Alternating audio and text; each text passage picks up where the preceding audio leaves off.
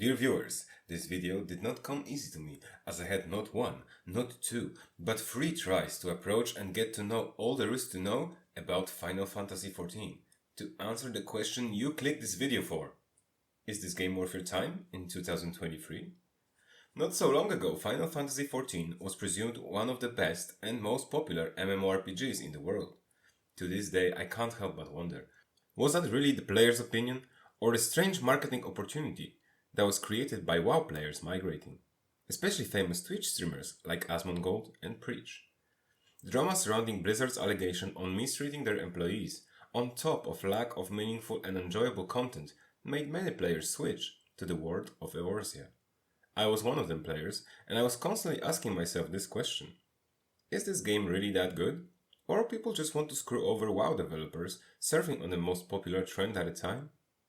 I had to find out. So me being me, I decided to do some research.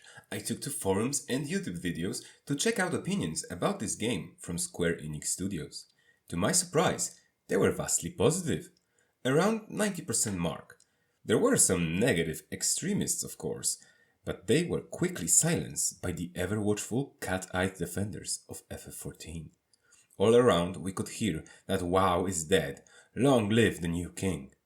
So I invested my time into testing that claim. And it was bunch of crap.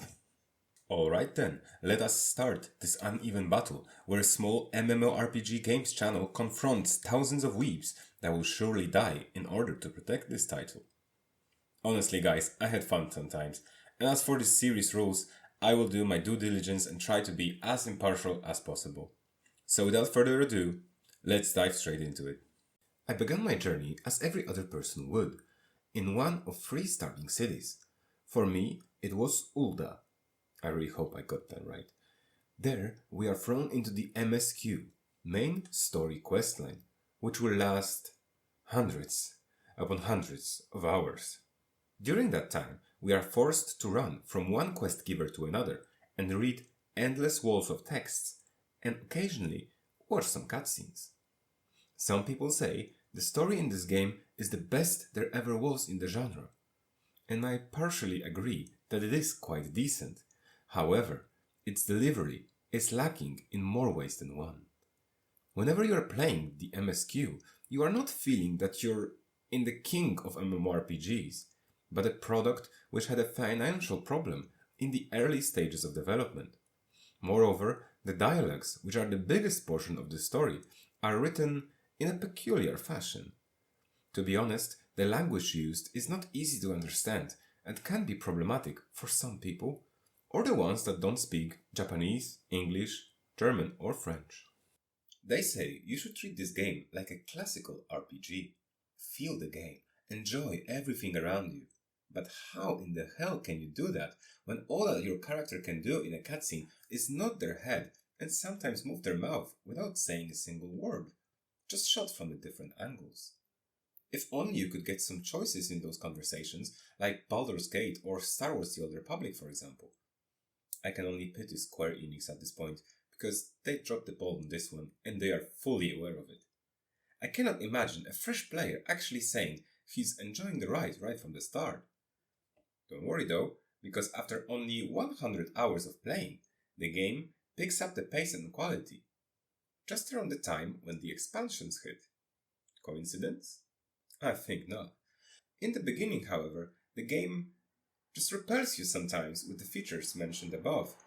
Basically, you spend 80% in conversations, 10% running around long and empty world filled with irrelevant enemies, and 10% you spend in combat. Oh yes, the combat.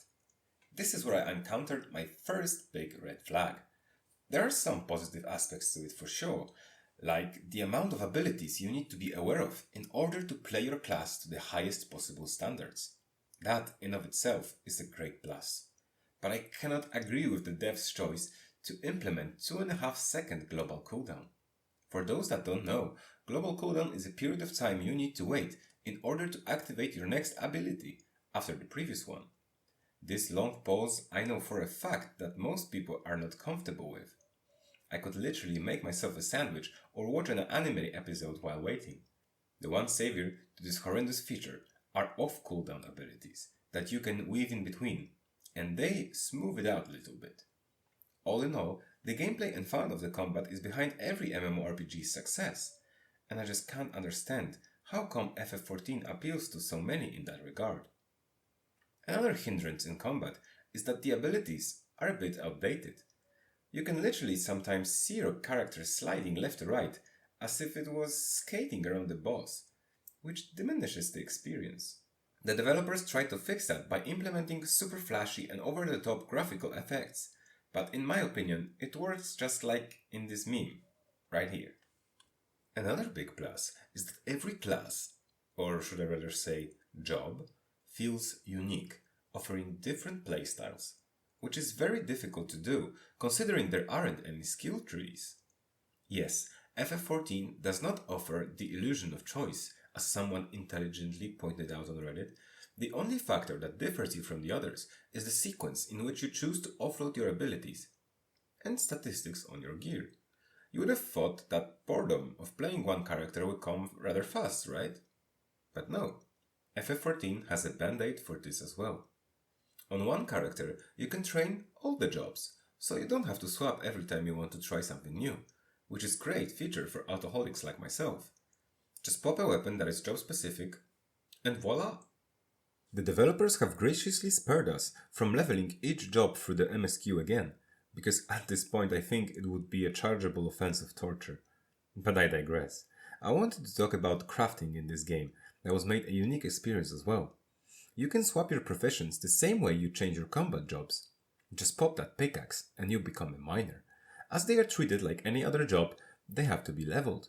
As such, at the beginning a miner can only pick a few types of ores, and as he is progressing in his skill, can pinpoint what he is looking for on the map, increase the potency of a load, or the amount farmed. I recommend you dabble in those a little bit for all your crafters out there. In here I would have to make a very important mention. Unfortunately, the gear you craft will not matter very much along the MSQ, because the rewards you get from those quests are way better than anything you can obtain otherwise. At this point, it's fair to talk about the endgame. I have a small confession to make.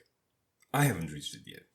Simply because I am unable to go through hundreds of hours of text and cutscenes in my free time. If I wanted a good story-driven MMORPG, I would have chosen SWTOR for sure. As far as I reached, there were some dungeons, which all were perfectly well done. However linear, they were enjoyable. A big shout out goes to the music in this game, especially during the boss fights. This gives a very climactic experience when the tune suddenly changes when you are spanking the boss. I can only imagine the endgame raids being even more spectacular in that regard, having better budget and possibilities. And from what I've seen on YouTube, it actually is that great.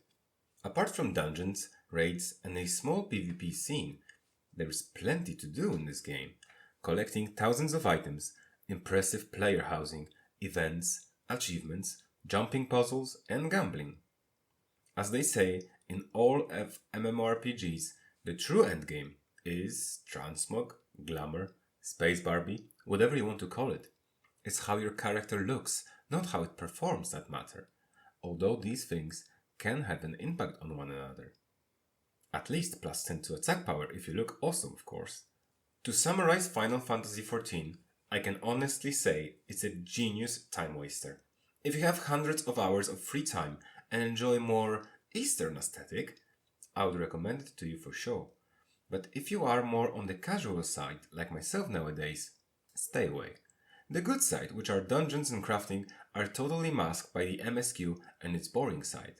It takes at least 100 hours of gameplay to actually get to the good stuff, and it's not even halfway there to the endgame. Maybe in the future, developers will halve the MSQ or make it at least more enjoyable by implementing voice acting, but for now, there are other fantastic titles that execute this way better. So now you should know if this game is worth your time. If you enjoyed this video, don't forget to leave a like and a subscription as I post every week. See you next time, gamers! Ciao!